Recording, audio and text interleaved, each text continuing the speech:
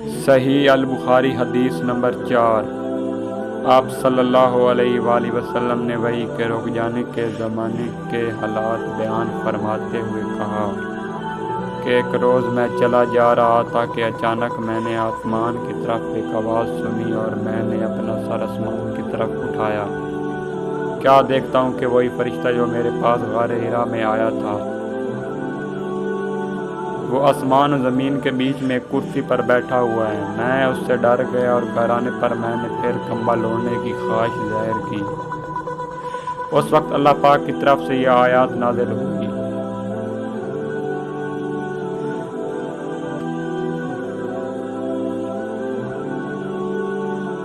اے لحاف اوڑھ کر لیٹنے والے، اٹھ کھڑا ہو اور لوگوں کو عذاب الہی سے ڈرا، اور اپنے رب کی بڑائی بیان کر، اور اپنے کپڑوں کو پاک صاف رکھ اور گندگی سے دور رہ۔ اس کے بعد وحی تیزی کے ساتھ پے در پے آنے لگی۔